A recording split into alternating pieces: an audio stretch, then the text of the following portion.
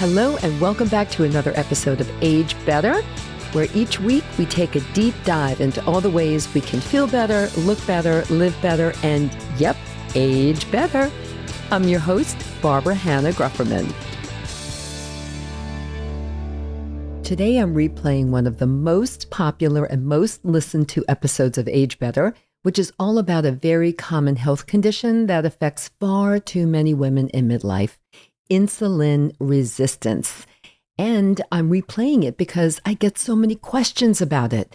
Insulin resistance is being talked about a lot more, I think, because of all the attention being paid to weight loss drugs like Ozempic and Wegovy and others, because as it turns out, these drugs and other drugs like metformin help to lower insulin resistance, which in turn helps to lower inflammation, your risk for type 2 diabetes, dementia, and even certain cancers. But most people don't understand what it is, why it happens, what the symptoms are, and how you can prevent it. And better yet, reverse it. And you can reverse it. So a few months back, I had invited my go-to women's health and menopause expert to join me to answer your questions about insulin resistance. And that is what you're about to hear. Dr. Margaret Nachtigall is a board-certified reproductive endocrinologist at NYU Langone Health in New York City and serves as the chief medical director of Menopause Cheat Sheet, a newsletter we published together. And she has been a guest on the show many times. Okay, so you know what to do. Pop in your earbuds, take me with you on a heart-healthy walk, and get ready to get super smart about your midlife health. Stay tuned. If you're an athlete, you know the greatest motivator of all is the fear of letting your teammates down. After all, a team is only as good as its weakest link. So you owe it to those wearing the same jersey as you to be your best every time you step on the field. That's why there's no vape in team. When you vape, you can expose your lungs to toxic chemicals that can damage your lungs. If you're a step behind, the team's a step behind. Brought to you by The Real Cost and the FDA. Welcome back, Dr. Margaret. Thank you. Hello, Barbara. Great to be here today. So let's take it from the very, very top. What is insulin? Absolutely. So insulin is essential in your body. Insulin is what allows you to take what you eat, any type of sugar, and turn it into usable energy. So what happens when you eat is that signal the pancreas to release insulin. And the insulin has to bind to what's called an insulin receptor. And that allows for a cascade of events to occur, which allows something called GLUT4 to come up, grab the surface, grab that sugar, and turn it into usable energy. So insulin is really important for us to be able to have our energy. Exactly. So now let's get to the big question. What is insulin resistance? Right. So everyone has a slightly different sensitivity to their own insulin. Insulin resistance means that you are less sensitive to your own insulin than the average. So what does that really mean? Well, when that insulin binds to its receptor, if you can imagine, it's like a ball going into a socket. If the shape of that receptor is square instead of a circle, then it's not going to connect as well. And so if you could imagine that different people have different shapes of their receptors or different sensitivities of how the receptor sees the insulin, and that can affect how you work. So your pancreas will change the amount of insulin necessary based on how much of that insulin is bound to the receptors. So if you're less sensitive to insulin, you're going to require more insulin to get the same job done. And that job is taking your sugar and turn it into energy. So people that are insulin resistant have higher insulin levels. And is this more prevalent in women who have gone through menopause or are going through menopause? Is this an age-related condition? Yes. It just so happens that estrogen is a insulin sensitizer. So without estrogen, if your body is gone through menopause and you don't have any estrogen supplements, you are going to relatively be more insulin resistant than you were when you had estrogen circulating. Okay, meaning when you said supplements, meaning if you're on hormone therapy, for example. Exactly. So insulin resistance is something, which is why I wanted to do this episode, is something that people really don't understand. I mean, I think they've been hearing a lot more about it because of Ozempic and weight loss. It's just a term that's being bandied about a bit more. Right. So I know that people have been clamoring to find out more about it. But they do know, I think, the term metabolic syndrome more. But let's talk about that for a minute. Okay. What is metabolic syndrome and what is the connection to insulin resistance? Okay. So insulin resistance can lead to metabolic syndrome. And many people, almost all people with metabolic syndrome, have insulin resistance. Metabolic syndrome, it's really a collection. It's a cluster of conditions that happen together that increase your risk of heart disease and increase your risk of diabetes. So what are those conditions? It is a combination of that increased weight in the middle combined with an increase in blood pressure, an increase in blood sugar, high triglyceride levels, which is one of the components in the cholesterol ring, and actually combined with a low HDL, which is always coined the good kind of cholesterol. So it's that increased weight in the middle, high blood pressure, high blood sugar, high triglycerides, and low HDL. And usually we think if you have three of the above, you're considered to have metabolic syndrome.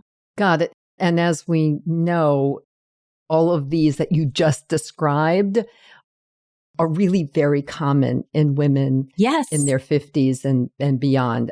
We know that. But of course, we also know that there are things that we can do, which we will get to. But what are the most common health issues that can happen if someone, I think you mentioned some of them just now when you were describing metabolic syndrome, but what are some of the most common symptoms if you have insulin resistance? What are they? Because you have insulin resistance, you're going to have higher insulin levels. And higher insulin levels have been tied, not necessarily causative, but we certainly know associated and possibly causative of an increase in cancer risk, and definitely an increase in diabetes, type 2 diabetes risk, an increase in weight gain, particularly in the middle, an increase in cardiovascular disease, an increase in polycystic ovarian syndrome in younger people, an increase in dementia. Most recently, we're noting that people that have high insulin may be also tied to an increase in dementia, definitely an increase in inflammation. So all of these factors can be from a high insulin. So preferentially, a lower insulin or a stable insulin is healthier than having chronically elevated insulin levels. So how do you know if you even have insulin resistance? How do you know this is even happening in your body? So one is, a clue is if you have signs of metabolic syndrome, high blood pressure, increased waist in the middle, this is a clue. If you notice that your waist is increasing disproportionately to the rest of your body, thin arms, thin legs, but only the middle is increasing, that's a clue. Things on physical exam, if there's a darkening at the neck and it looks like you have a ring or it looks like you have a dark necklace, but actually it's your skin, that can be a sign of insulin resistance. Also, darkening in the what we call antecubital, in the opposite of your elbow.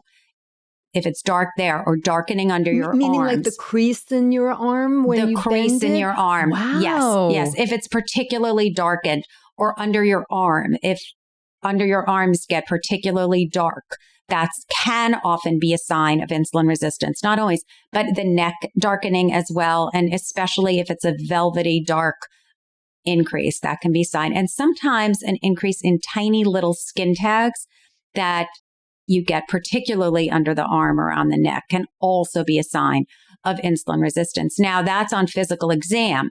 There are some blood tests that you can get we like to look at a fasting insulin level, which would be elevated, and a fasting glucose level, as well as a hemoglobin A1C. That is a measure. Hemoglobin A1C is a measure of what your sugars have done over the last 3 months. So if that level is elevated, that's also a hint that there probably is some insulin resistance happening. So those are some major tests. There also are some stimulation tests that you can do. You can get a glucose or insulin tolerance test where you go in fasting, you drink this sometimes terrible tasting sugary drink, and then you measure your sugar and insulin levels every half an hour, then an hour, then 2 hours, and even 3 hours. And you can watch what your insulin does over those 3 hours. So that can be really helpful. So that's the way that you can diagnose whether or not you have insulin resistance. But again, you did mention that if you have some of these other factors, it's probably likely that you either have it or are heading in that direction. Right. So let's talk about how you can prevent it or even treat it. Prevention. Let's start with that. I think I can predict what some of your answers will be, but let's go for it. Right. Well, I mean, exercise is critical, and exercise is so helpful because exercise alone can help those same factors, GLUT4, that you need to take sugar and turn it into energy, can really facilitate that ability. And so if you're exercising, any amount of exercise is going to be helpful. But exercise, particularly if you're doing a fast walk and you notice that you are a little out of breath or it's a little hard to carry on a conversation, that is ideal. But you do want to be able to carry on a conversation. You don't want to be constantly out of breath, but that can be really helpful if you do that every single day. That can really help keep your sugars even. That can be helpful. Also, diet is being careful to have an appropriate, healthy diet. In order to decrease insulin resistance, one that has high protein and low carbohydrate has been found to be particularly helpful. So that is something that may be able to be preventative as well, or at least if it's there to prevent the continuation of insulin resistance. So I think diet, exercise, getting sleep, and managing your stress, that can be helpful as well. Limiting your alcohol intake, really limiting the simple sugars, trying to avoid those. If you are going to have carbohydrates, have complex carbohydrates, have more fiber.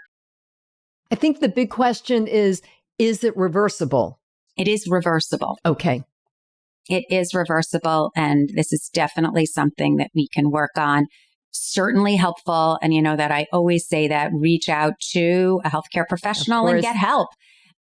Diet and exercise, you want to make sure that you are under the care of somebody that is helping you to do all of these factors. And it never hurts to rule out any other underlying issue that may be participating in causing the insulin resistance. Then there may be other factors that are involved. And I'm sure we can talk about some medication in terms of treatment as well. Yeah, of course. I mean, if some of these lifestyle changes aren't really helping to get rid of the insulin resistance in your body, what are the medications that can help? So there are some over-the-counter products which can be helpful, but I'm saying this with quite a caution because I really want people to get the help of their particular healthcare professional. But there are some over-the-counter insulin sensitizers which have been shown to be beneficial. Inositol is one of those. And then for medications, only under it's prescription and under the care of a healthcare provider would be metformin, which is an insulin sensitizer. There are some newer agents which work with the sodium channels and affect sugars that have been used. And now the newer GLP-1 receptor agonist, which has gotten a lot of attention, can be extremely helpful in like reversing. And Wegovy. Ozempic, Wegovy, Mounjaro. And I'm sure we're going to have some more coming out. Rybelsus. These are all different agents. So basically semaglutide is what we're talking about, which is an agent. And then there are others that are helpful in reversing insulin resistance. In other words, they are great insulin sensitizers. Right. This is the reason why insulin resistance, that term, has been really talked about so much more in the last year or so because of these new medications like Ozempic and Wegovy, talking about weight loss and other ways that it can impact your body's health, like lowering your insulin resistance, for example. But so many people, as I said at the start, really don't understand what that really means, what it really is. So this has been really, really important. Yeah, I mean, I think it's important. Yes, it's good to understand why these medications work. I mean, we've talked about these medications on other occasions. They work at multiple levels. You know, they work at the brain level to decrease appetite. They slow the emptying of the stomach into the intestines so you feel full longer, as well as being an unbelievably effective insulin sensitizer. So they work for that reason.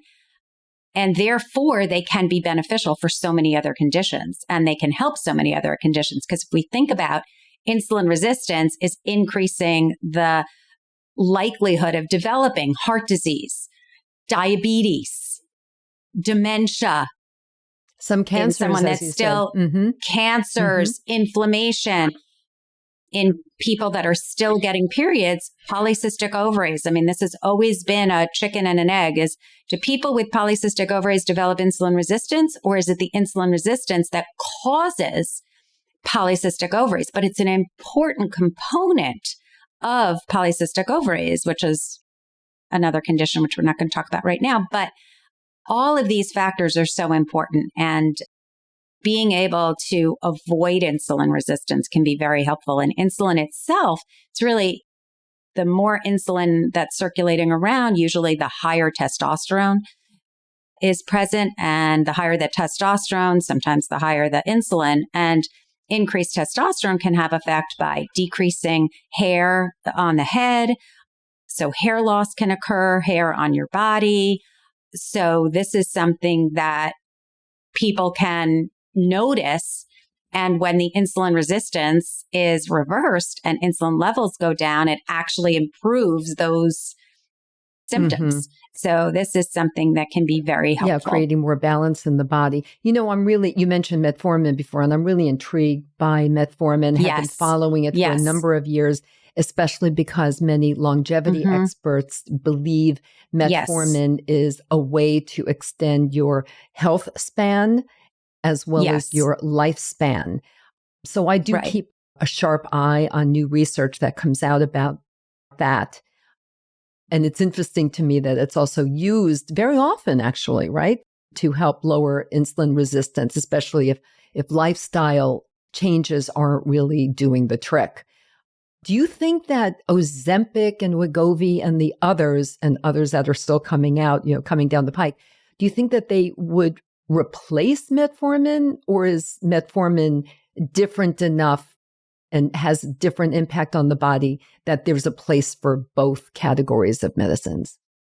I'm curious. I don't think that they're going to be a replacement. I think that they are different, that, metformin has some anti-inflammatory properties, just as you were describing. It has been reported that it may have some anti-cancer effects, anti-inflammatory effects, and it certainly has some insulin resistant prevention or reversal, insulin sensitizing. And that's what it is. It's an insulin sensitizer. So I do not think that one will replace the other. I think they both work really well, and they're different options for different people. And we also know that right now, metformin is a lot cheaper than Ozempic and some of the other less ones. Expensive, and it's by mouth. Yes, absolutely. So, this has been really incredible. But what are and we covered so much, but what are your three biggest takeaways you want to make sure that the audience remembers from this conversation about insulin resistance today? Well, I think one is that seek attention. If you notice that you do have, say, frontal balding, your midline is extending, but your arms and legs are still thin, go see somebody and get some attention. Maybe it's insulin resistance. Maybe it's something else that can more serious that needs to get attention. But it's a physical characteristic that you should investigate. And then also, what can you do? I think I say this a lot, but having a healthy diet that's rich in protein and low in carbohydrates, that you're getting plenty of exercise, that you're trying to get sleep, trying to maintain your stress levels, and that it can be reversible if insulin resistance does occur. And it pays to try to reverse insulin resistance so that you don't develop cardiovascular disease, dementia, cancer, or other factors. So I think if we can live our healthiest lives, that really is the best ideal. Of course, across and don't the be board. afraid to get attention. Don't be afraid to seek medical care. Right. You're a big believer and proponent of finding a team if you need it, or one doctor if that's all you require at this time in your life, who is a trusted partner in your health and who will guide you and work with you on living your best life, as you just put it. And also, I always like to really point out to people that we're not talking about having to exercise for 2 hours a day, although that would be great. It's not necessary. It's not, you can do what I've talked about a lot, something like they call exercise snacks, where you could just do small bouts of exercise throughout the day. Like after you and I are done with this recording, Dr. Margaret, maybe you and I will each go off and do 10 push-ups or walk up and down staircase for a while. In my office. In your office. Right. No, any little bit is helpful. Absolutely. And too much may be too much. So a balance is really great. And also just make sure it's right for you. Someone with a bad hip, maybe they have a different kind of exercise, etc. Absolutely. So having a medical professional to guide is also, I think, really helpful. Right. But the whole point of this is just to make sure people understand what insulin resistance is and what some of the signs are, the symptoms, so that they can pay attention and either make those lifestyle changes and or go and see a trusted healthcare provider to kind of suss everything out and figure out what's going on so you can take the proper path. Okay. Always a pleasure to see you. I hope that's been helpful. So good to see you. Great to see you. Thanks for tuning in, everyone. If you enjoyed this episode of Age Better Podcast, please do a few things. First, share it with all your friends and family. Then subscribe to Age Better wherever you listen to podcasts, including YouTube, so you never miss a single episode. Finally, if you have ideas for topics you want me to cover in a future episode of Age Better, send an email to agebetterpodcast@gmail.com or reach out to me on social media. Until next time, remember this: we can't control getting older, but we can control how we do it. Talk to you soon.